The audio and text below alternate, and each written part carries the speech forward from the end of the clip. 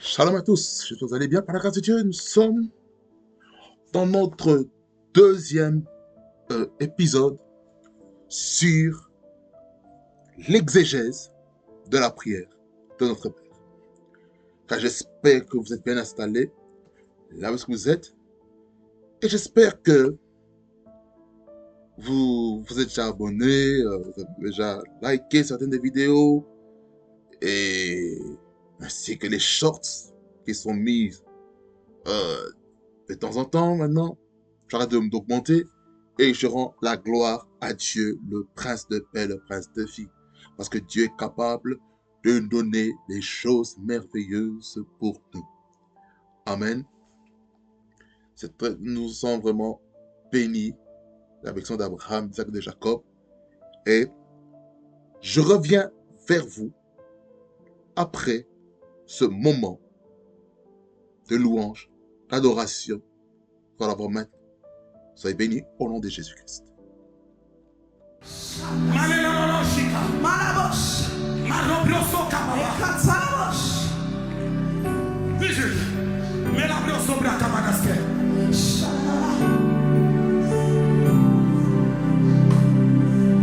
Les hommes amassent de l'argent. Ils s'en vont à Jérusalem. Là où mon sauveur fut crucifié.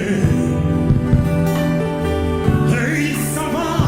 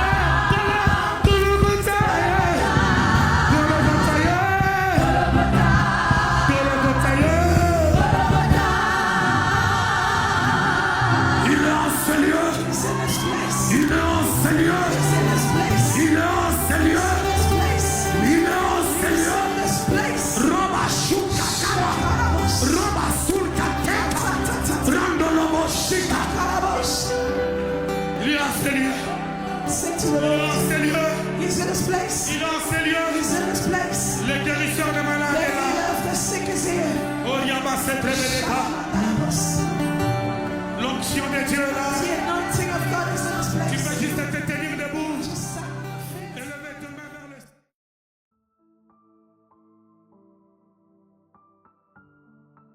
Oh, alléluia. Quel moment dans la présence de Dieu, bien aimé dans cette... Quelle présence de Dieu qui s'est manifestée dans ce temps de louange et d'adoration. Et je crois que Dieu vous a impacté d'une manière comme d'une autre. Parce que maintenant, nous voulons être nourris par sa parole. Cette parole qui va nous faire du bien, qui va nous faire comprendre l'exégèse de la prière de notre Père.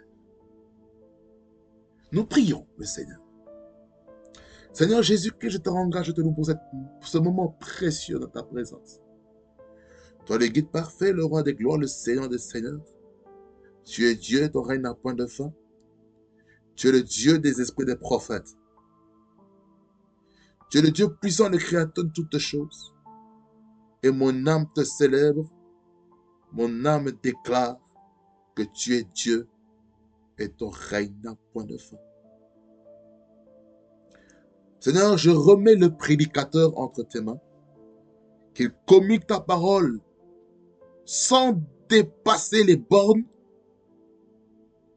que les anciens ont placées.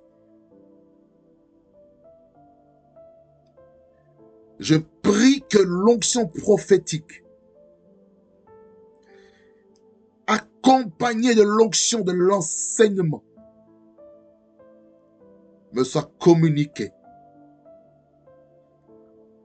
afin que ton peuple soit béni au nom de Jésus. Car Seigneur, que ta parole déclare qu'ils seront tous enseignés de toi. Seigneur, enseigne-nous tes voies, enseigne-nous tes préceptes, car ta parole est une lampe à nos pieds et une lumière sur notre sentier. Viens éclairer nos pas, viens éclairer notre marche, viens éclairer nos voies dans lesquelles nous devons aller. Au nom de Jésus-Christ Nazareth.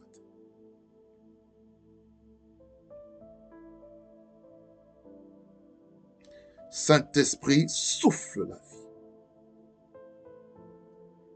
Et que ta parole prenne vie. Car au commencement était la parole était avec Dieu, la parole était Dieu. Et rien n'a été fait sans elle. Que ta parole prenne place. Je prie pour chaque terre qui symbolise les cœurs de ton peuple. Que les terres soient fertiles à la réception de la parole. Au nom de Jésus. Et que les cœurs puissent porter du fruit. 30 pour 1, 60 pour 1 et 100 pour 1. Et j'interdis pendant ce temps de la parole que l'ivraie vienne semer les choses dans le cœur de ton peuple. J'interdis au nom de Jésus-Christ. Louange, honneur et majesté te revient toi le roi de gloire. Au nom de Jésus-Christ. Keito, presto gay, kesta bababaskoto, la prokoto, pretikaus tegletika bababoska. Cresto presticauto croste bedega prestegebe shege. Ro presto gratume cresto bredicacos code gritica bababoska. Mantetes kitetes koto korobobosketa. Que le Dieu de mes pères soit avec moi en ce moment et communique tes oracles. Au nom de Jésus-Christ. Keto presto bre.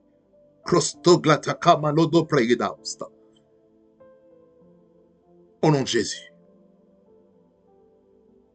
Car Seigneur, tu vas attirer ton peuple dans le désert afin de parler à son cœur.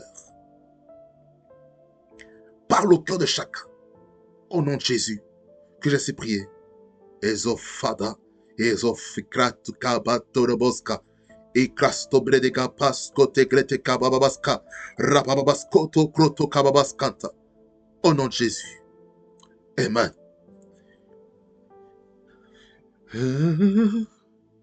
Si le Dieu des esprits, des prophètes me touche, j'entendrai, je verrai. Hey Jesus. Si le Dieu des esprits, des prophètes me touche, j'entendrai, je verrai. Yekandalalala. C'est le Dieu de la Bible me touche aujourd'hui. J'entendrai. Seigneur, je vais écouter ta voix. Que le prophétique soit en marche maintenant. Pendant que j'enseigne sur l'exégèse de la prière de notre Père. Au nom de Jésus-Christ. De Nazareth. Sois le Seigneur, sois béni. Au nom de Jésus. Amen. Nous allons lire Matthieu chapitre 6, le verset 9 jusqu'au verset 15. Nous lisons la parole. Nous lisons. Voici donc comment vous devez prier.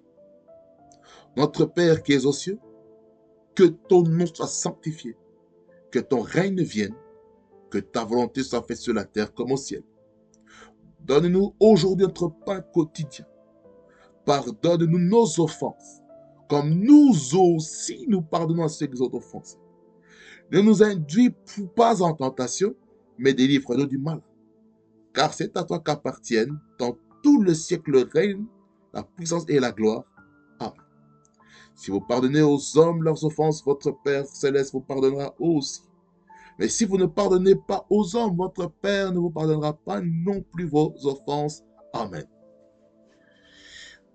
Deuxième épisode, ou je dirais même deuxième volume. Maintenant, nous allons entrer vraiment dans le vif de notre sujet sur la prière de notre Père en tant qu'exégèse. Écoutez. Dans le premier épisode, j'avais parlé de l'attitude à avoir avant la prière. Je vous ai défini la thématique. J'ai parlé de l'attitude pendant la prière, ce qu'il fallait enlever. Toutes ces choses, je ne vais pas y retourner pour gagner du temps. Pour comprendre le message de notre premier volume, je vous encourage à aller revoir la vidéo sur la playlist ou la liste de lecture qui s'intitulera La sensibilité spirituelle dans la prière. Et c'est là où est-ce que tout sera là. Amen. Ça est béni déjà d'avance. Donc, maintenant, nous voyons vraiment le vif de notre sujet, la prière de notre Père, que nous connaissons très très bien affectueusement. Il dit sur verset 2, il nous montre en fait le modèle de prière. Parce que, ici, il ne savait pas comment prier. Parce que Jean-Baptiste, excusez-moi, apprenait à ses disciples comment prier. Mais là, Jésus-Christ veut nous faire comprendre dans le sermon de la montagne qu'il y a un modèle de prière. Dans le modèle de la prière contient plusieurs sujets de prière qui sont basiques, qui sont les sujets de prière élémentaires, dans laquelle chaque enfant de Dieu doit toucher, doit palper. Le verset 9, il commence, avant de commencer par la prière, il dit, voici donc comment vous devez prier. Donc ici, on voit ici un petit peu le mode d'emploi de la prière. Le mode d'emploi de la prière. Il nous montre les moyens, comment il faut prier. Donc il nous montre le point A, le point B, le point C, etc., etc. Il dit, voici donc comment vous devez prier. Là, lorsqu'on parle de comment prier, on est en train de parler le processus de la prière. Lorsqu'on parle de comment, ça veut dire par quoi c'est une réponse à la question qu'on s'est posée. Je ne sais pas, la prière c'est quoi? C'est quoi la prière? Mais c'est quoi les étapes que je dois entreprendre pour prier? Alors, il nous montre maintenant comment il faut faire. Il nous montre premièrement l'adoration. Vers qui? Auprès du Père. Notre Père qui est aux cieux. Je m'arrête là. Notre Père qui est aux cieux.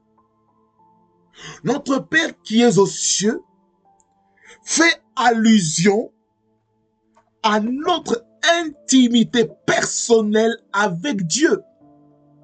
Ça veut dire, avant de demander quoi que ce soit, aie d'abord la relation. Salue d'abord ton Père. Salue ton Père céleste.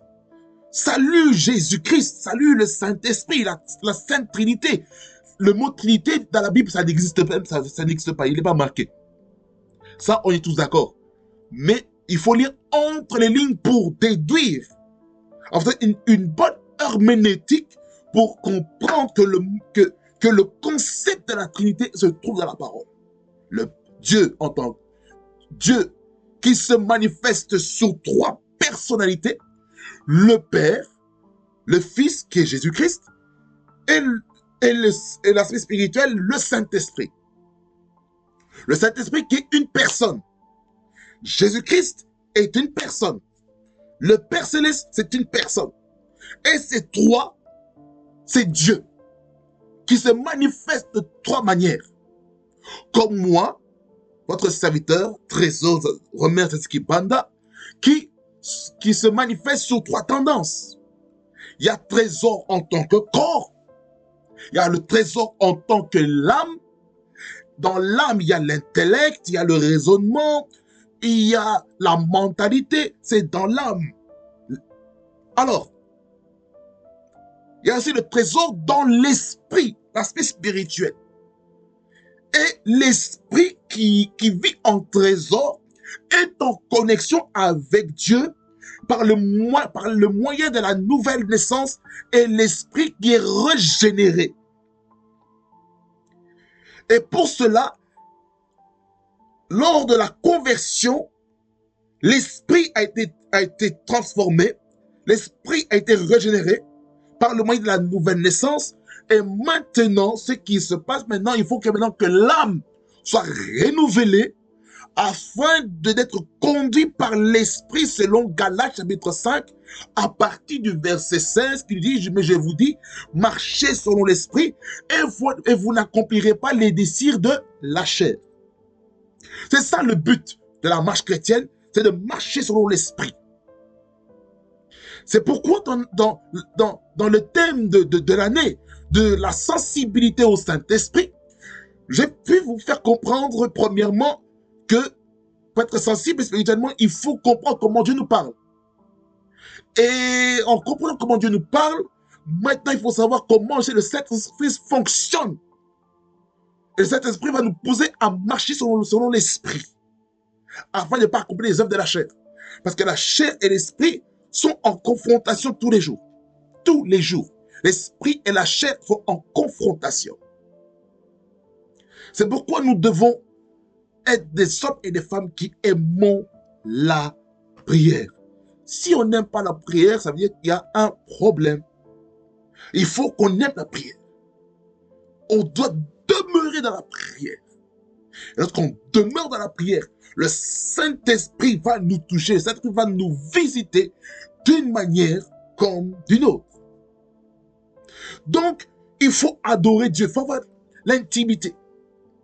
Qui est Dieu pour toi? C'est ça qu'il est écrit ici. Notre Père qui est aux cieux. Ça veut dire par là quoi? Abba, Père, Abba Père. Ça veut dire que premièrement, tu établis d'abord une connexion entre toi et notre Dieu qui est le Père Céleste. Ça, c'est la première chose qu'il faut dire. C'est d'abord établir la relation entre le Père Céleste et toi-même. C'est pas la relation entre ton père biologique et toi. C'est pas la relation entre ton père spirituel et toi. Non. Mais c'est d'abord, avant la relation avec le père spirituel, c'est d'abord la relation avec ton père céleste. Après cela, cette relation que tu as avec le père céleste, maintenant tu pourras demander tout ce que tu veux. Regardez. Je ne peux pas demander à mon père biologique ou à ma mère biologique donne-moi telle chose, tandis que moi, je n'ai pas passé du temps avec eux. Ça n'a pas de sens. Ils ne pourront pas donner ça parce que je n'ai pas passé du temps avec eux. Je n'ai pas parlé avec eux, je n'ai pas conversé. Ça veut dire par là quoi? Il faut que quand je parle, il faut que mes parents se sentent à l'aise, se sentent valorisés, touchés. Et là, qu'est-ce qui va se passer? Là, les parents vont faire quelque chose pour toi. Pourquoi? Parce que tu as réjoui leur cœur. Maintenant, les parents vont te demander, que veux-tu que je puisse faire pour toi? Pourquoi? Parce que tu as établi une connexion. Tu as établi une relation. Écoutez, j'ai même remarqué avec mon troisième neveu, qui est en Angleterre. Je vous assure, écoutez-moi bien. La première fois que je l'ai vu, la connexion ne s'est pas créée facilement. Hein.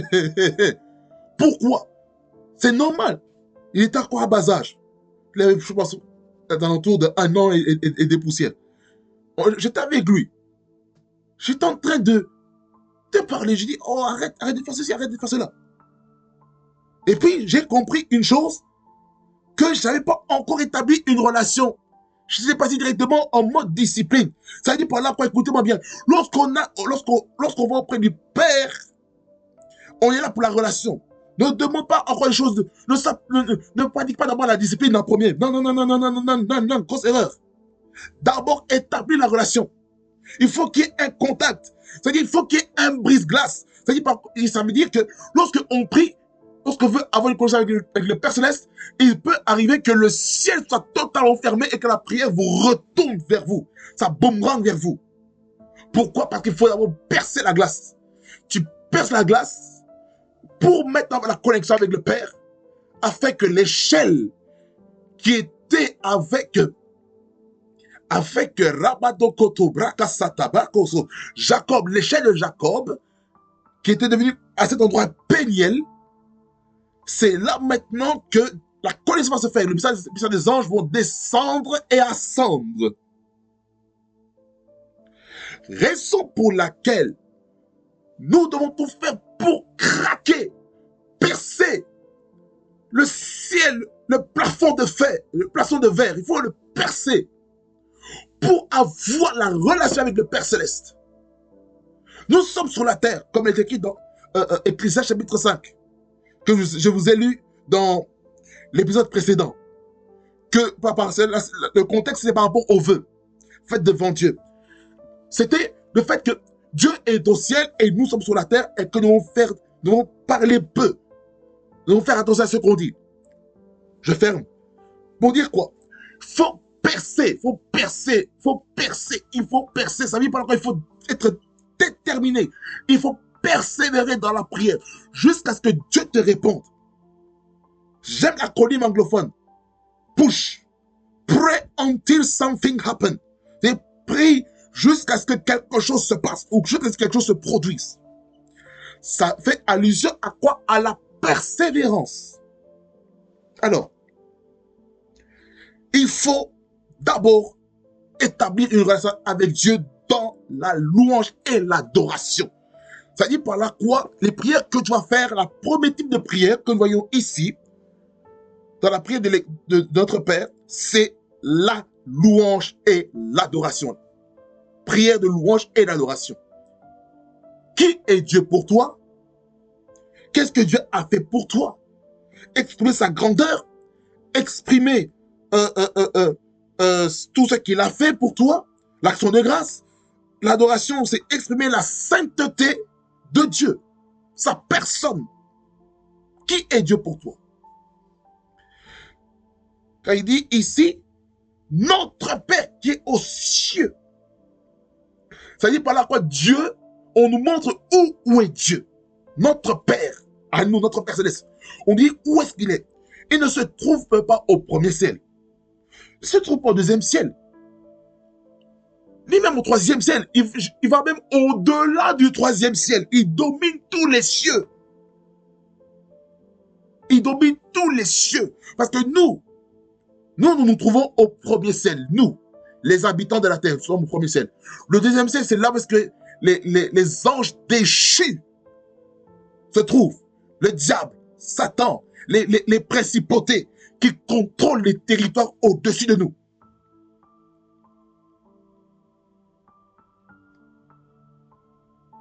C'est cet endroit-là qui est ténébreux, qui est sombre au ciel. C'est à cet endroit-là que se trouvent les satellites. C'est au niveau du second ciel.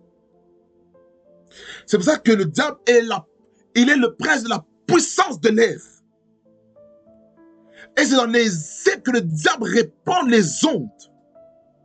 Il répand les ondes au travers des chaînes de télévision, les applications, peu importe.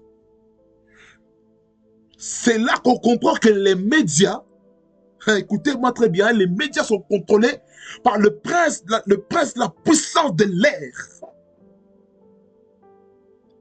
Le diable contrôle le deuxième ciel pour broadcaster des choses sur le premier ciel, sur la population. Dans le but de faire quoi? D'envoûter les gens.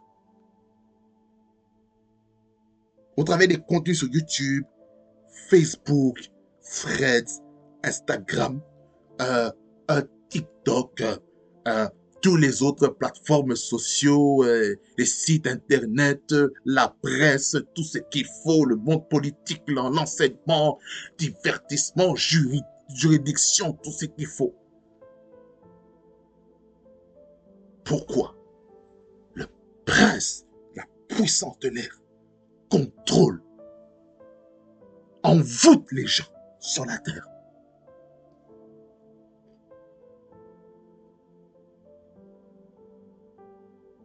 C'est pourquoi nous devons avoir une relation avec notre Père qui est là-bas au-dessus. On ne le voit pas. On ne voit pas Dieu. Mais on peut avoir la manifestation de comment Dieu peut agir sur la terre grâce à l'œuvre du Saint-Esprit. C'est le Saint-Esprit qui nous permet d'accomplir des choses sur la terre des vivants. C'est le Saint-Esprit. C'est le Saint-Esprit qui manifeste sa puissance sur la terre, son autorité, tout ce qu'il faut que nous avons besoin. Le Saint-Esprit. C'est pourquoi, dans Jean 4, verset 23 et verset 24, il nous parle des types d'adorateurs que le Père recherche. Qui dit que l'heure vient, elle est déjà venue, où les vrais adorateurs l'adoreront en esprit, en vérité, car c'est cela que le Père demande. Dans la version Good News Bible ou Good News Translation, il dit que l'heure vient, elle est déjà venue, où les vrais adorateurs adoreront le Père pour ce qu'il est réellement. Verset 24, maintenant je retourne à la version Louis II ou Nouvelle Édition de Genève. Moi j'utilise plus de Nouvelle Édition de Genève, qui est on est terme à 99% comme Louis II. Il dit que Dieu est esprit. Pour avoir la relation personnelle avec notre Dieu, nous devons être en esprit, vu que Dieu est esprit. Il faut qu'on ait la connexion spirituelle pour atteindre notre Dieu. Si nous n'avons pas la connexion avec notre Dieu dans l'intimité, ce sera problématique. c'est que nous avons besoin du Saint-Esprit pour parler à notre Père Céleste. Pour parler à notre Père Céleste, nous devons naître de nouveau. C'est pourquoi dans dans Jean chapitre 3, dans Jean chapitre 3, Jean chapitre 3, avec Nicodème.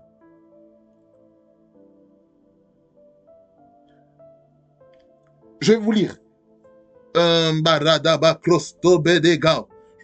un bon contexte, du verset 1er.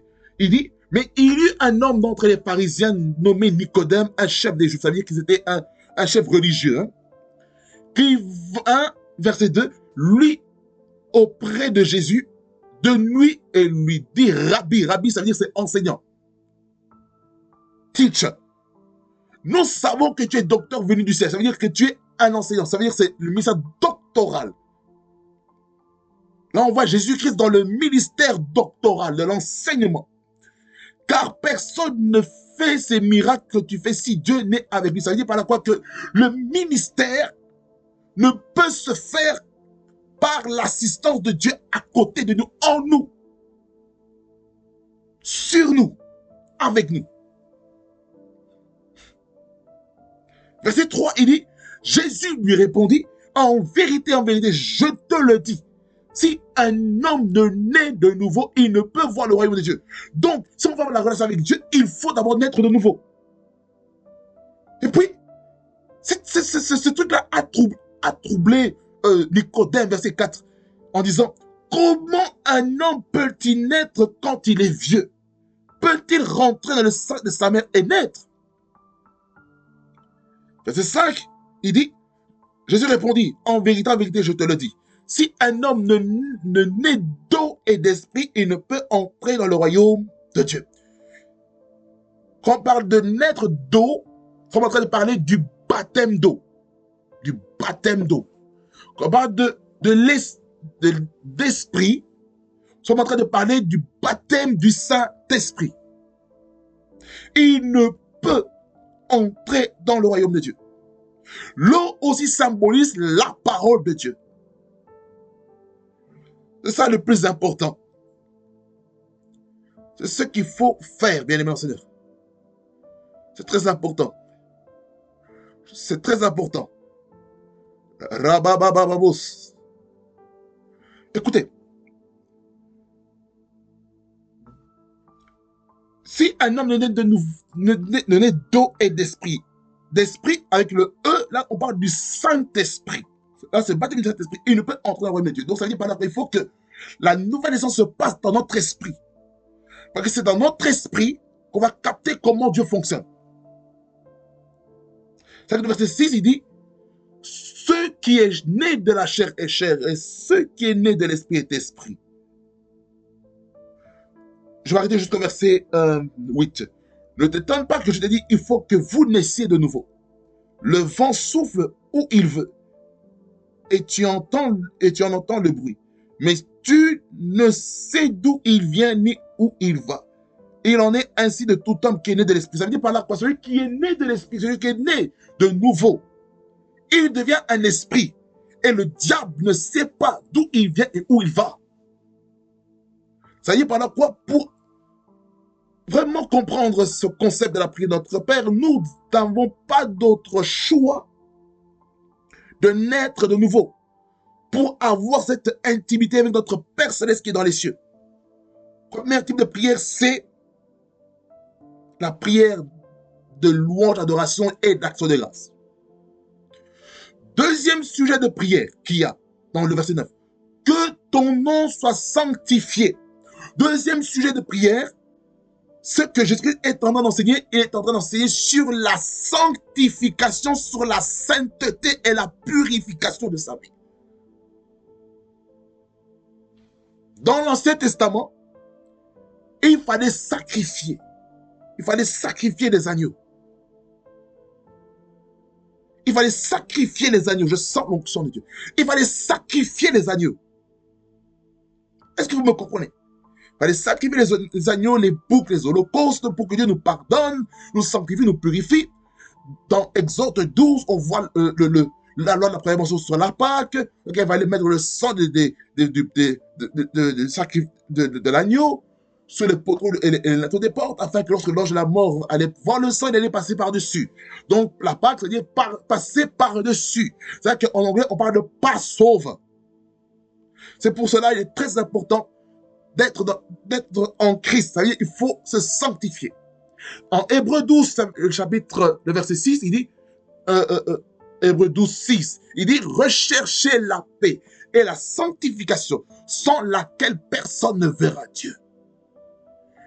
Ça veut dire, pour avoir une relation avec Dieu, il faut rechercher la paix et la sanctification. Car sans la sanctification, nous ne pouvons pas aller loin. Il faut qu'on se sanctifie, il faut qu'on se lave dans la présence de Dieu. La sanctification. La sanctification. Un enfant de Dieu doit marcher dans la sanctification, dans la sainteté, dans la pureté, dans la consécration avec Dieu. Tu ne peux pas être un enfant de Dieu si tu ne marches pas dans la sanctification, dans la sainteté. La sanctification a plusieurs paramètres. Il y a la sanctification dans la relation avec Dieu, il y a la sanctification avec son prochain, il y a la sanctification dans sa conduite à l'extérieur au niveau du volant, il y a la sanctification au niveau académique, il y a la sanctification dans l'église, il y a la sanctification avec les païens, il y a la sanctification avec tous, afin d'être un bon témoignage autour de nous. Alors, le troisième thème, le troisième sujet de prière, le troisième sujet de prière qu'il y a, ça c'est au verset le troisième sujet de prière, c'est dans le verset 10, qui dit que ton règne vienne. Quand on dit quand on dit que ton règne vienne, c'est-à-dire que la présence de Dieu, le règne de Jésus puisse s'installer. C'est pour ça que il y a le chant que j'entends qui dit que tous les autres noms disparaissent, Jésus prend ta place. Ça veut dire que lorsque le règne de Jésus-Christ prend sa place, ça veut dire que le Saint-Esprit a la liberté de se mouvoir. Lorsque Dieu est quelque part, il est libre de se mouvoir. Ça, c'est la troisième chose. Quatrièmement, que ta volonté soit faite sur la terre comme au ciel. Quatrième sujet de prière, c'est découvrir la volonté de Dieu par rapport à sa propre vie, sa famille, son église, l'appel, le ministère, le message qu'il faut prêcher, les réalités célestes qui doivent être ici sur la terre. Quelqu'un dit Amen. Très important. C'est-à-dire qu'il faut rechercher la volonté de Dieu.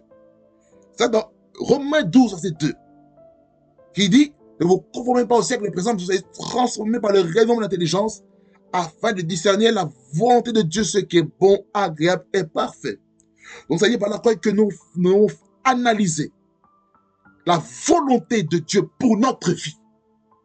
C'est-à-dire que lorsque nous prions, ne pensons pas à la volonté de Dieu par rapport à notre famille. Premièrement, d'abord toi. Qu'est-ce que Dieu veut? Qu'est-ce que Dieu attend de toi? Quelle est la volonté que Dieu veut pour toi? C'est ça la question qu'il faut se poser. As-tu cherché la volonté de Dieu? Soit d'un point de vue marital, d'un point de vue professionnel, d'un point de vue économique, financier, d'un point de vue social, académique. As-tu recherché la directive de Dieu dans ta vie?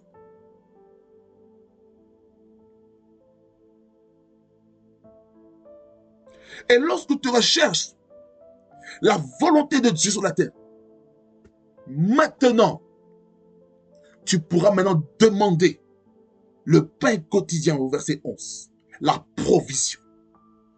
Tu ne peux pas avoir la provision dans ta vie si tu ne connais pas la volonté de Dieu qui est dans les cieux, qui doit s'accomplir dans ta vie ici sur la terre.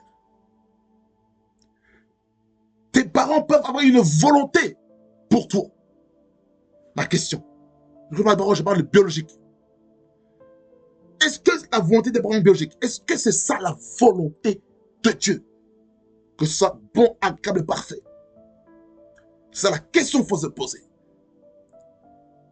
Les parents biologiques peuvent avoir une volonté ici sur la terre. Est-ce que c'est ça ce que Dieu veut pour toi? Ça veut dire par là quoi? La personne, l'enfant qui est sous ses parents, doit rechercher lui-même l'intimité avec Dieu. Il doit chercher lui-même la volonté de Dieu dans le secret. Qu'est-ce que tu attends de moi en cette année 2025? Qu'est-ce que tu veux? Qu'est-ce que tu attends de moi? Financièrement, comment veux-tu? Quelle est ta volonté par rapport aux finances? Quelle est ta volonté par rapport aux recherches d'emploi? Quelle est ta volonté par rapport au ministère, à l'appel? Quelle est ta volonté vis-à-vis du choix du conjoint? Quelle est ta volonté par rapport à l'investissement que je vais entreprendre? Est-ce que tu es là-dedans ou tu n'es pas là-dedans? Écoutez-moi bien. Il y a certaines choses que nous faisons, Dieu n'est pas dedans. Dieu n'est pas dedans. C'est la raison pour laquelle nous échouons. Parce que Dieu n'est pas dedans. On n'a pas demandé la volonté de Dieu. C'était plutôt notre propre chair. Un, deux, ça c'est la volonté des hommes qui vous ont été imposés sur vous. Est-ce que vous comprenez ce que je viens de dire ici? C'est très sérieux ce que je viens de dire ici. Plusieurs personnes ont échoué dans leur vie parce qu'ils n'ont pas fait attention à la volonté de Dieu. Ils n'ont pas consulté Dieu assez longtemps. Parlons du mariage maintenant. Certaines personnes, on se marie parce que l'âge avance.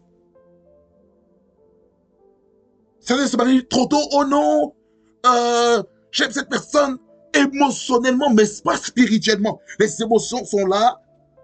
Et certaines émotions, j'aimerais vous dire ceci, que certaines émotions sont aussi manipulées par le diable. Il y a des principautés des ténèbres qui broadcastent sur vous certaines émotions afin de vous détourner du programme de Dieu par rapport à votre vie. C'est pourquoi Dieu, dans Baritokai, Ezobadikao, Dieu nous a donné le libre arbitre. Tu peux avoir une volonté, chère parole, tu peux avoir une volonté pour ton enfant. Ma question est celle-ci. Est-ce que tu as consulté Dieu? Est-ce que tu as recherché la volonté parfaite, pas la volonté qui te satisfait à toi, mais la volonté que Dieu veut pour ton fils ou pour ta fille? Cher enfant, tu veux faire quelque chose. Est-ce que tu as demandé la volonté de Dieu? Par exemple, tu veux travailler dans telle entreprise. Qu'est-ce que Dieu est en train de dire, mon bien-aimé? Qu'est-ce que Dieu est en train de dire? Il dit quoi par rapport à cette filière-là que tu vas entreprendre dans le secteur social? Est-ce que Dieu te veut là? Tu es en sciences po, sciences politiques. Est-ce que c'est là parce que Dieu te veut? Tu es dans la comptabilité, tu es dans tout ce qui est impôt, tout ce qui est fiscal. Est-ce que c'est là que Dieu te veut? Tu es Baritos Kadai. Tu es peut-être dans l'aspect juridique. Est-ce que c'est là parce que Dieu te veut? Tu es peut-être professeur. Tu es dans l'enseignement, dans l'éducation. Est-ce que c'est là parce que Dieu te veut? Dans quelle sphère que Dieu t'appelle? Est-ce que Dieu t'appelle dans les sphères religieuses? Est-ce que Dieu t'appelle dans les sphères de l'économie, des finances? Demande à Dieu. Découvre les potentiels que Dieu a mis en toi.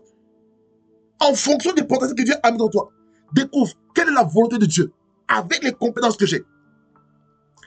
Il y a toujours un appel prédominant dans la vie d'une personne qui va dominer sur les autres domaines qui entourent cette personne. Ce que je vais dire ici, c'est très, très, très sérieux. la volonté de Dieu. Tu ne peux pas réussir dans ta vie si tu ne recherches pas la volonté parfaite de Dieu pour toi. Ne cherche pas à plaire la volonté de tes parents.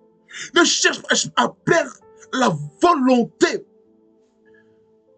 d'une tantine, d'un tonton dans la famille biologique, ou essayer de plaire à un ami, à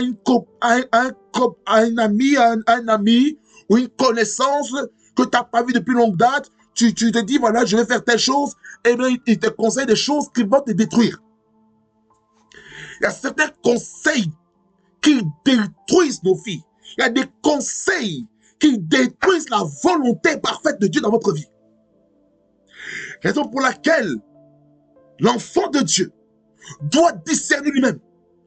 Cette personne-là, ce qui me dit, est-ce que c'est la volonté parfaite de Dieu? C'est pour ça que je vous ai dit ceci. Dans le premier épisode, selon 2 Chroniques 20, la partie B. Confiez-vous en l'Éternel, votre Dieu, et vous serez affermis. Confiez-vous en ses prophètes et vous réussirez. Je vous ai dit lors des priorités. À qui il faut se confier? Premièrement Dieu. Premièrement Dieu. Ton Père Céleste, fais-lui confiance en premier. Après la l'annonce, le Père Céleste, maintenant tu vas auprès de ses serviteurs, les prophètes. Les prophètes sont les porte-paroles de Dieu. C'est la bouche autorisée de Dieu. Les prophètes, ce sont des serviteurs de Dieu qui sont consacrés, sont mis à part exclusivement pour être un contre-pouvoir du sacerdoce et des rois, selon l'Ancien Testament. Et dans le Nouveau Testament, le ministère de prophète est devenu un ministère de la parole. Mais Dieu manifeste avec les prophètes d'une manière que les humains ne comprennent pas. Lorsque, rabasso kroto kababa, et kroto brete kata brasso de kete manama soto ko bababa, rapo kroto koto ko sete, rababa krosto keta, karabato robos, peteki kokoborodos, manteto robos, Mandororos soto korobobobos kote kreto tororos balandikos todedes mantorobos mantatorodos sondorobos sotorobos sotorkirto praso bragadai mandikrotokos kotai. Lorsque Naaman était venu consulter Élisée, il n'a pas imposé les mains comme Naaman voulait. Naaman voulait que Élisée puisse invoquer Dieu, puisse toucher le problème de lèpre pour qu'il soit guéri. Non. Ce que Élisée a fait, il a juste écrit, va te jeter dans le fleuve du Jourdain 7 fois et tu seras guéri. Mais Naaman, le roi Naaman, chef de l'armée du roi de Syrie, il a commencé maintenant à réfléchir, à s'opposer aux paroles prophétiques, aux instructions, aux recommandations prophétiques que Dieu a données au travers de son serviteur Élisée pour Naaman. Ce que le prophète Élisée avait écrit, c'était ça la volonté parfaite. Obéir d'abord. C'est-à-dire que l'enfant de Dieu doit apprendre à obéir aux instructions que Dieu donne. Quelle instruction Dieu t'a donnée lorsque tu étais dans l'intimité avec Dieu pour chercher sa volonté parfaite? Qu'est-ce que Dieu attend de toi? Peut-être Dieu attend que tu puisses dire, que tu puisses vraiment te soumettre pleinement à Dieu. Oui, il faut obéir aux parents. Éphésiens 6. Verset 1er et 2. Verset 1er, c'est l'obéissance. Verset 2, c'est l'honneur. avec une promesse de la longévité, de vivre bien sur la terre, verset 3. Mais pour le verset 4, il dit que les parents, je vais vous dire quelque chose, Éphésiens 6, 4. Éphésiens 6, 4. Et vous, pères, n'irritez pas vos enfants. Voyez, lorsque, je vais lire tout le verset, mais élevez-les en les corrigeant, en les instruisant selon le Seigneur, pas selon les traditions de la famille, selon le Seigneur. Ça veut dire par là quoi? Il ne faut pas que, lorsque l'enfant est élevé, éduqué, et qu'on le corrige, on l'instruit, que l'enfant se sente irrité. Et dans Colossiens, le chapitre 3, le verset 21, il nous dit, Père, n'irritez pas vos enfants de peur qu'ils ne se découragent. Ça dit par là quoi, lorsque un enfant est irrité, ça décourage l'enfant. Ça dit par là quoi, lorsque l'enfant est irrité, l'enfant, il ne sait plus comment avancer. Il se renferme sur lui-même. Il s'isole et le diable peut l'avoir, peut l'attaquer. Si cet enfant-là n'est pas fondé, n'est pas ancré en Christ, il va déprimer. Je vous dis la vérité.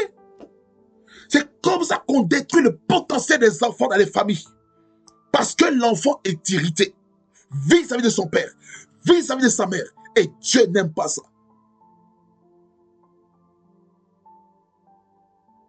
Vous voyez?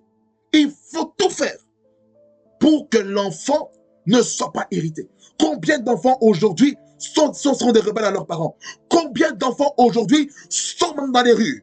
Combien d'enfants aujourd'hui sont devenus maintenant des bandits? Sont devenus maintenant des dealers de drogue? Combien d'enfants aujourd'hui, des adolescents qui ne vivent plus avec leurs parents, qui sont en train d'être avec des personnes qui commettent de l'impudicité, la débauche, les dérèglements sexuels, les orgies, tout ce qu'il faut. Parce que l'enfant a été irrité. Maintenant, il dit, moi, je ne veux plus écouter mes parents. Maintenant, laissez-moi faire ma vie comme je veux. Vous avez ouvert une porte au diable par votre mauvais comportement, par votre attitude. Et maintenant, l'enfant est affecté. Est-ce que le fait que l'enfant est affecté est irrité?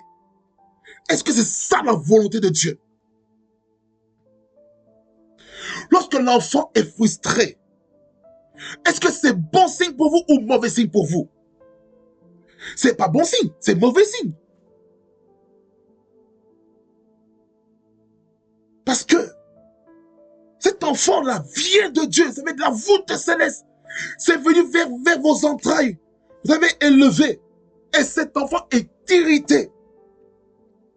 Pourquoi? Parce qu'on lui dit quelque chose qui l'a frustré. Il faut que les enfants soient guéris des frustrations, des irritations, des blessures intérieures. À cause de la dureté, la sévérité des parents. Certains enfants sont meurtris, certains enfants sont blessés émotionnellement. Les blessures de l'âme. C'est pourquoi, lorsque les jeunes gens partent dans les retraites des jeunes, je peux vous garantir que moi j'ai vu dans les retraites des jeunes comment les démons sont en train d'être chassés dans les cœurs, dans les âmes des jeunes gens, parce que les jeunes gens sont blessés dans leurs âmes, sont blessés, sont meurtris à cause des paroles des parents, les paroles dures des parents, qui ont blessé, qui ont amené des choses bizarres dans la vie de l'enfant. C'est pourquoi maintenant les enfants n'ont même plus la force de venir trouver papa et maman. Maintenant vous voyez, l'enfant est blessé et meurtri parce que on a dit une chose qui l'a frustré, qui a bloqué tout le potentiel. Je vous dis la vérité. Beaucoup d'enfants sont blessés. Et maintenant, on va dire, oh non, c'est le diable qui est entré dans la vie de mon enfant. Non! Vous-même, vous avez ouvert la porte. Ce n'est pas l'enfant qui a ouvert la porte. Ce sont les parents eux-mêmes qui ont ouvert les portes dans la vie de leurs enfants. À cause de quoi? Des disputes, Les disputes entre époux et épouses, ça ouvre des portes au diable pour frapper les enfants. Et vous ne savez pas. Faites attention. Il faut que les époux et les épouses des couples soient vraiment solides, puissent s'entendre. Surtout lorsqu'il y a des enfants qui sont là devant vous. Il ne faut pas que vous puissiez devenir une source d'opprobre, de honte pour vos enfants. Il ne faut pas pousser que vos enfants puissent mal vous parler à cause de votre mauvais comportement. Et c'est comme ça que les enfants, maintenant, on va dire, oh non, la vie de mon fils n'avance pas, ça ne progresse pas, la vie de ma fille, ça ne va pas, elle rencontre de mauvaises personnes. Pourquoi? Parce que elle ne voit pas le modèle dans sa propre raison, dans la vie de ses propres parents biologiques. Maintenant, cet enfant-là va chercher maintenant des figures paternelles et maternelles auprès d'autres personnes en dehors de sa propre maison. Et pourtant, ça doit être le contraire. Les enfants doivent suivre le bon exemple de leurs parents. Si les parents se mécomportent, alors là, les enfants ont l'autorisation de ne pas copier ça.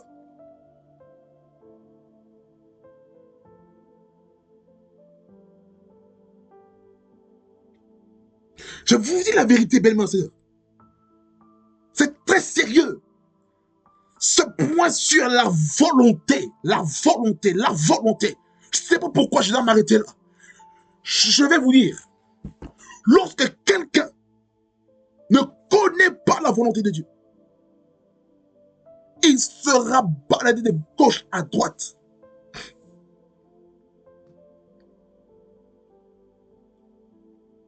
Il faut que les jeunes gens puissent discerner la volonté de Dieu.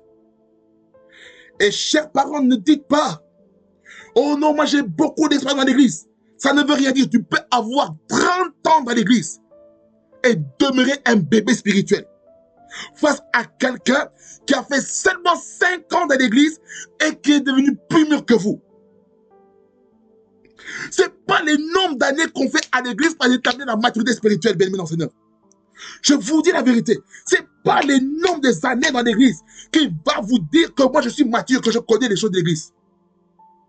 Alors là, dans ce cas-là, vous êtes porteur d'un esprit religieux.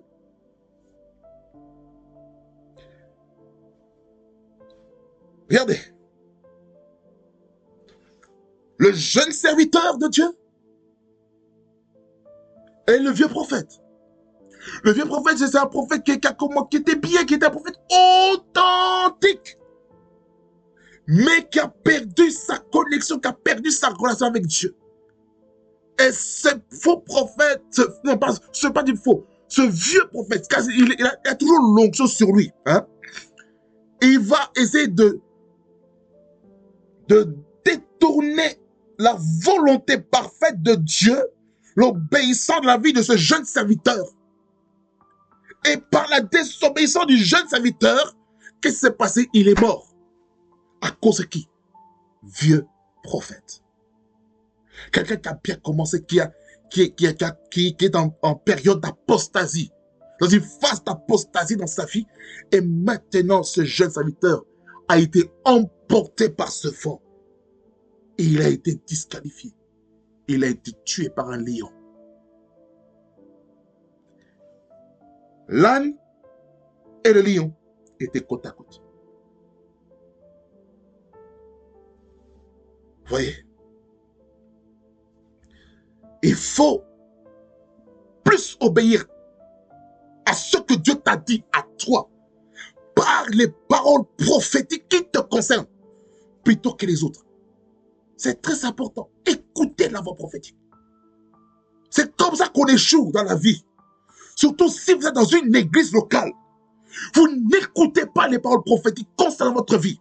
Vous allez échouer. Ayez une relation solide avec Dieu. Ayez aussi une relation solide avec votre père spirituel. Il faut les deux. Il faut ta relation personnelle avec Dieu qui soit forte et ta relation avec tes parents spirituels qui soit aussi forte. Comme ça, tes parents spirituels vont te dire des choses le canevas de ta vie que Dieu a passé entre ses mains pour que tu puisses réussir dans ta vie. Il faut que ton père spirituel t'introduise dans la bénédiction. Il y a certaines bénédictions que tes parents biologiques ne pourront pas t'introduire. Ils peuvent prononcer la longévité de la vie. Mais en ce qui concerne ta destinée, ton appel, c'est ton père spirituel qui t'introduit. Ce ne sont pas les parents biologiques. Les parents biologiques peuvent prier pour faire intercéder pour toi. Afin que Dieu manifeste ce que Dieu veut pour toi. Pas ce que les parents veulent pour toi. La volonté de Dieu. La volonté de Dieu. Lorsqu'on comprend ça, j'aimerais vous dire que la vie de chacun va changer. Ça va changer. Je dis des choses très fortes. Et là, maintenant, c'est l'onction prophétique. Là, c'est l'onction prophétique.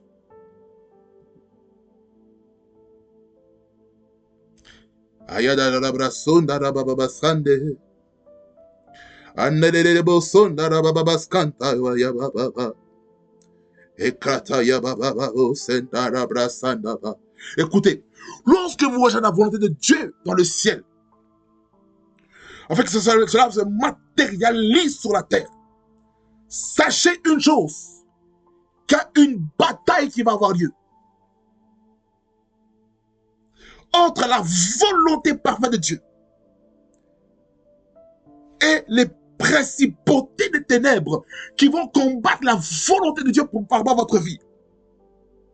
Et pour cela, vous devez vous équiper spirituellement dans la prière pour détruire tout obstacle à la volonté parfaite de Dieu pour votre vie.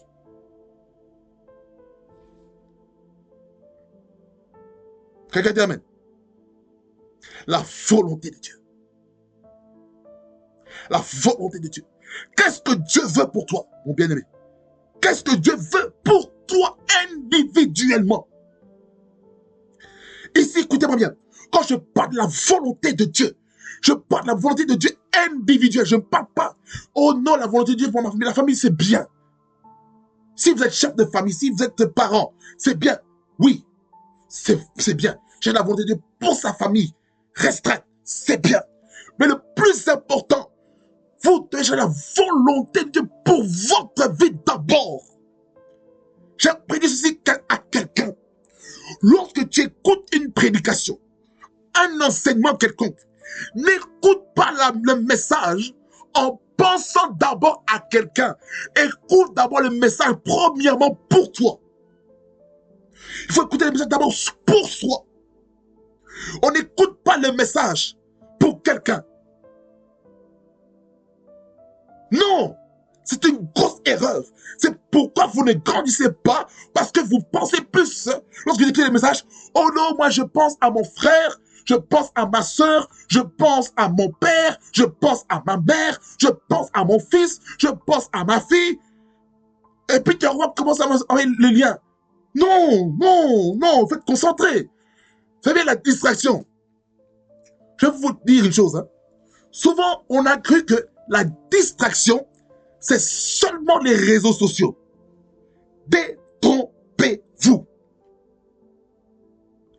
La distraction dans l'église, vous savez c'est quoi aussi?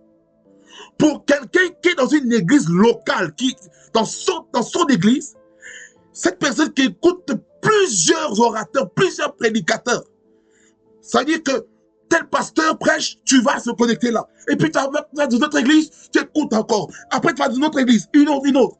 Donc écoutez-moi bien, je vais vous dire les choses très clairement. Et c'est triste à dire, vous êtes dans la prostitution spirituelle, même dans l'église.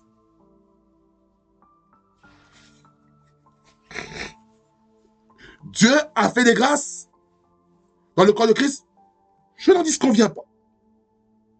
Mais le plus important, chaque enfant de Dieu doit se concentrer. Et là, je parle avec sévérité.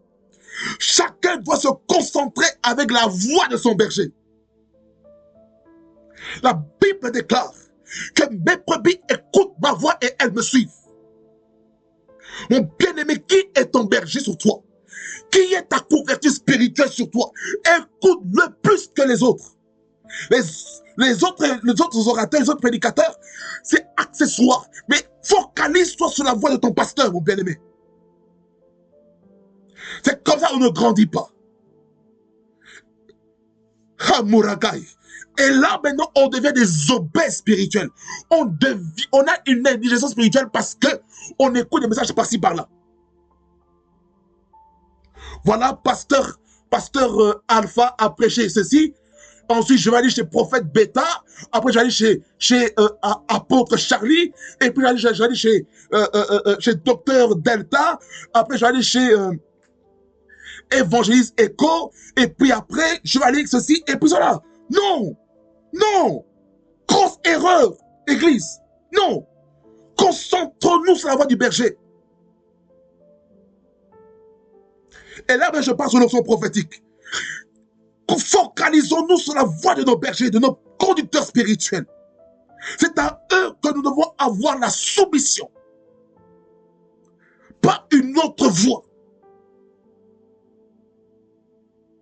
Qui est ton père spirituel? Je te pose la question. Qui est ta mère spirituelle? Qui sont tes parents spirituels? Montre-moi. Oh God. De quel père es-tu fils? Spirituellement, de quel père es-tu fils? De quel père es-tu fille? De quel parent spirituel es-tu fils et fille? Je te pose cette question. Qui est ton père spirituel? Qui est ta couverture spirituelle sur toi? Lorsque tu as des problèmes dans ta vie, vers qui vas-tu aller? Après, tu vois, ça ne va pas. Mais tu vas auprès de ton père spirituel qui va t'imposer les mains. Et beaucoup de personnes attaquent aussi les impositions des mains. En sachant que l'imposition des mains, c'est une doctrine. L'imposition des mains est une doctrine qui ne peut pas être substituée. Comment Timothée a reçu les dons spirituels avec la compagnie des anciens et son père spirituel, Paul, l'apôtre Paul. C'est par premièrement la prophétie et deuxièmement par l'imposition des mains. Écoutez-moi bien, le diable combat l'imposition des mains. Et certaines personnes qui étaient dans des shrines, qui étaient dans des shrines, je ne sais pas comment dire en français, c'est pas grave. Qui étaient dans des shrines, qui étaient dans des loges occultes. Maintenant, vous entrez dans les églises. Parce qu'ils savent maintenant, oh non, on n'a plus des clients qui viennent vers nous, chez les occultistes, chez les francs-maçons, chez les magiciens, chez les sorciers. Maintenant, on va s'infiltrer dans l'église. Maintenant, lorsqu'on va imposer les mains à quelqu'un, on va lui voler la grâce. On va lui voler son étoile. On va lui voler son éclat. On va lui voler sa destinée, son intelligence. Bien-aimés dans le Seigneur, il faut que l'église arrête d'être trop anxiogène. Mon Dieu, cher prédicateur, enlevons la psychose dans la mentalité des enfants de Dieu lorsqu'il s'agit de l'imposition des mains. L'imposition des mains, c'est une doctrine. Mais l'apôtre Paul nous fait comprendre aussi dans 1 Timothée chapitre 4 ou chapitre 5, qui nous dit: ne te précipite pas à imposer les mains à quelqu'un, de peur de tomber sur le jugement de cette personne. C'est-à-dire que lorsque tu imposes les mains sur une personne dont le jugement de Dieu est sur lui, tu vas participer à son jugement. Certaines personnes prennent ce passage hors de son contexte. Vous voyez? Je ne veux plus que des prédicateurs et les enfants de Dieu aussi aient la psychose de l'imposition des mains. C'est vrai, dans Hébreux 7:7, il nous dit que l'inférieur n'est béni que par le supérieur. Qui a la puissance et l'autorité spirituelle de te bénir, c'est ton père spirituel. En ce qui concerne le ministère, ta destinée, c'est ton père spirituel. Mais en ce qui concerne la longévité de ta vie sur la terre, ce sont tes parents biologiques. Il t'a prononcé des paroles sur toi pour que tu puisses avancer. C'est-à-dire que tu as besoin de la combinaison des paroles de bénédiction de ton père, de tes paroles biologiques, de tes paroles spirituelles pour avancer. Dans les ministères, ce sont des paroles spirituelles. Tout ce qui concerne ton esprit, l'éducation spirituelle de ta vie, tu as besoin de tes paroles spirituelles. En ce qui concerne les besoins domestiques dans ta maison, dans ton foyer, dans ta famille, ce sont tes parents biologiques. Et si, malheureusement, il y en a ici qui sont orphelins de père et de mère. Là maintenant, il faut maintenant une figure paternelle et maternelle pour jouer le rôle de parents biologiques. Certaines personnes, ça devient maintenant les parents spirituels qui se mettent maintenant dans sa position maintenant de parents biologiques pour les enfants en question. Ou ça peut être un oncle, ça peut être une tante, ou ça peut être le grand frère, ou la grande sœur, qui joue le rôle maintenant de père et de mère pour ses frères et ses sœurs. Jusqu'à ce que la maman ou le papa qui est veuve puisse se remarier. Alors,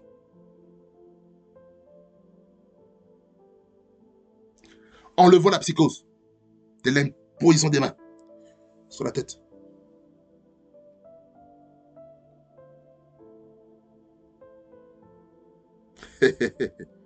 Écoutez, il faut que l'Église se réveille.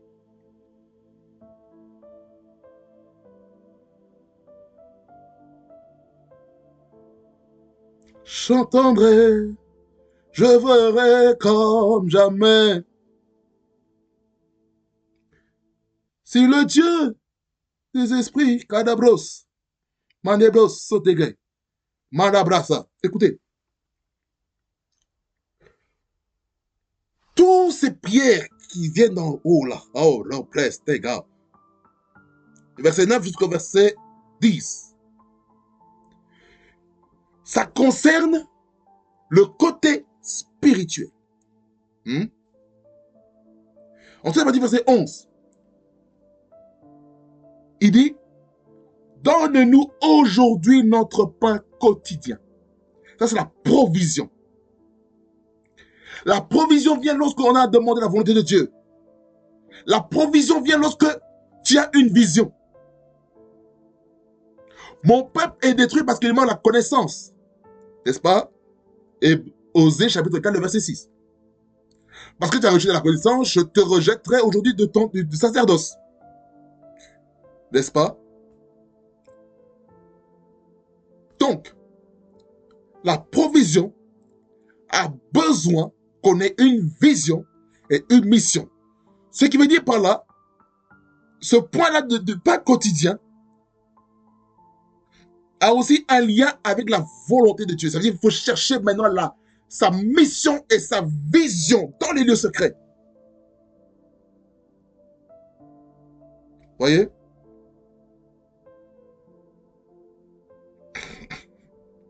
Écoutez.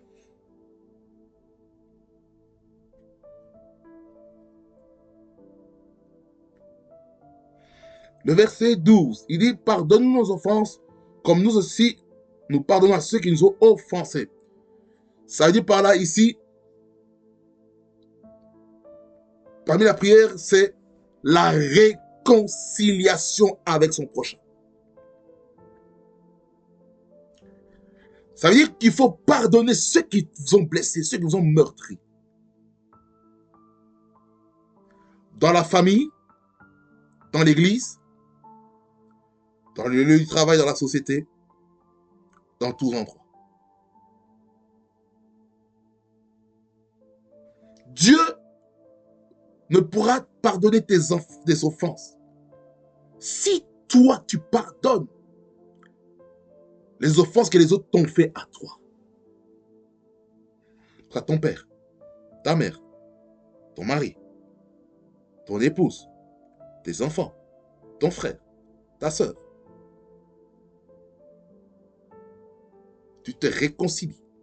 Que ce soit ton oncle, ta tante, ton neveu, ta nièce, peu importe, grand-mère, grand-père, tu te réconcilies. Ne garde pas l'amertume dans ton cœur. Si tu gardes l'amertume dans ton cœur, tu vas connaître des souffrances dans ta vie. C'est pourquoi il faut te débarrasser des offenses. On t'a blessé dans ta famille. Enlève ces blessures dans ton cœur. Jusqu'à quand tu vas garder les blessures face à ta famille, ta belle famille, ton frère, ta soeur en Christ, contre tes parents spirituels, contre des responsables, des encadreurs à l'église. Quand est-ce que tu vas garder l'amertume dans ton cœur? Ça ne sert à rien.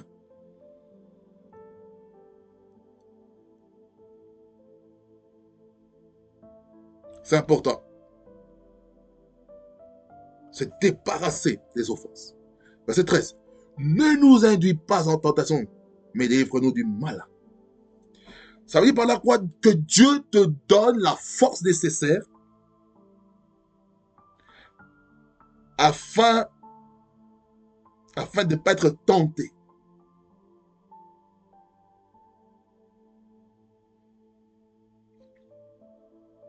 Que Dieu te donne la force de quitter le mal.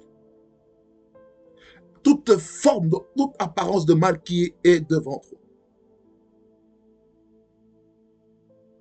Vous voyez? C'est important. Et on clôture la prière par l'adoration et la louange, encore une fois, parce que Dieu nous a exaucés. Psaume 65, le verset 3, qui dit « Ô Éternel, toi qui écoutes nos prières, tous les hommes viendront à toi. » Cette partie, il dit « Car », dans le verset 13, verset Matthieu chapitre 6, « Car c'est à toi qu'appartiennent dans tout le siècle le règne, la puissance et la gloire. Amen. » Vous voyez? Alors, ceci fut l'exégèse de Matthieu chapitre 6, verset 9 jusqu'au verset 13.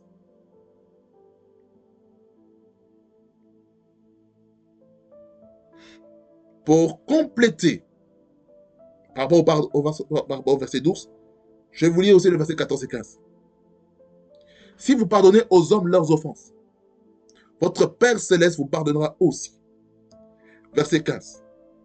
Mais si vous ne pardonnez pas aux hommes, votre Père ne vous pardonnera pas non plus vos offenses.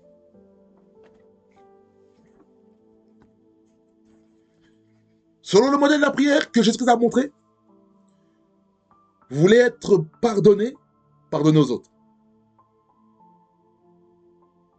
Si tu ne veux pas que Dieu te pardonne, ne pardonne pas ton prochain. Il faut pardonner à ton prochain pour être pardonné. Tu ne pardonnes pas, Dieu ne te pardonnera pas. Parce qu'avec ça, avec le manque de pardon, tu vas aller en enfer. Tu n'iras pas au ciel. Parce que Jésus revient bientôt. Et il cherche des enfants de Dieu qui pardonnent à leur prochain. Amen. Que le Seigneur vous bénisse abondamment, fasse beaucoup du bien. Nous prions. Seigneur, merci pour ce temps de la parole qui a été très intense, qui a été très très forte. Seigneur, je te rends toute la gloire, l'honneur, la magnificence pour ta fidélité et tes hauts faits. Seigneur, tu as dit beaucoup de choses. Et je prie que chacun puisse se retrouver dans ce que je viens de dire, sous l'inspiration de ton esprit. Car ce message a été fait, Seigneur, sans note. Mais j'ai coulé sous le manteau prophétique. Je te rends grâce, Seigneur, parce que j'ai pu donner, Seigneur, ce que tu m'as ordonné de dire. Seigneur, que le modèle de la prière de notre Père nous permet de savoir quels sont les sujets de prière que nous devons prier Car Seigneur, la prière de notre Père est un modèle. Mais cela ne veut pas dire que on va rester que sur la prière de notre Père pour prier. Car Seigneur, tu attends, Seigneur, que ton peuple puisse prier des prières personnalisées, qui viennent les plus profonds de leur cœur, qui touchera ton cœur. Car Seigneur, tu recherches une intimité, tu recherches une relation. Tu recherches, Seigneur Jésus-Christ, la sanctification, la sainteté, la pureté. Seigneur, tu recherches que tes enfants puissent vivre ta présence, le règne du Saint-Esprit dans leur vie. Seigneur, tu veux, Seigneur, que chaque enfant de Dieu recherche ta volonté parfaite afin de s'aligner à la volonté du ciel ici sur la terre. Seigneur, je prie que lorsque, Seigneur, chacun découvrira ta volonté pour sa vie, Seigneur, que la provision puisse suivre. Au nom de Jésus.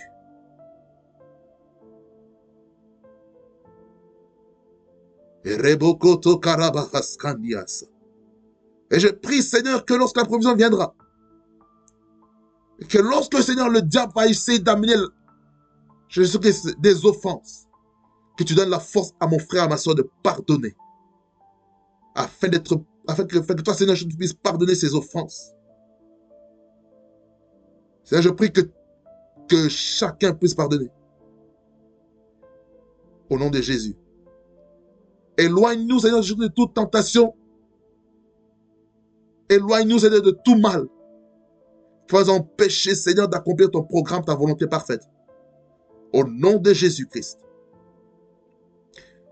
Seigneur, et aide-nous à conclure nos prières par la louange et l'adoration, afin de sceller toutes les prières qui ont été faites pour la seule et unique gloire. Au nom de Jésus. Louange, honneur et majesté te revient à toi, le guide parfait. Au nom de Jésus. Amen. Amen, amen, amen. Que le Seigneur vous abondamment fasse beaucoup du bien. En tout cas, cet épisode-ci a été plus long que le premier, parce que j'ai voulu faire ça en 2 volumes. Et c'était vraiment du concentré.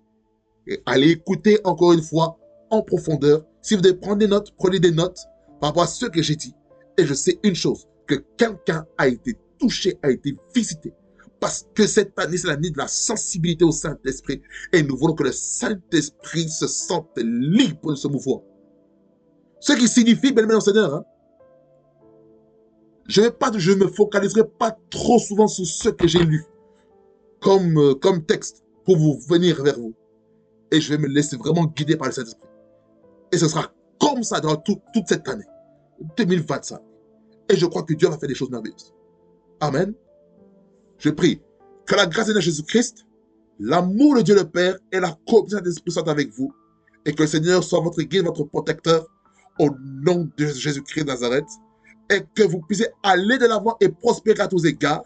Et que vous soyez en bonne santé, qu'on prospère l'état de votre âme, au nom de Jésus-Christ. Que vous soyez la tête et non la queue. Vous soyez toujours les premiers et non les derniers, au nom de Jésus-Christ. Que vous soyez des leaders et non des suiveurs, au nom de Jésus-Christ de Nazareth, que j'ai ainsi prié. Amen. Soyez bénis au nom de Jésus-Christ, que le Seigneur vous bénisse abondamment. Et on est ensemble en Jésus-Christ notre Seigneur. Soyez bénis, parce que le roi de gloire est là avec nous. Soyez bénis.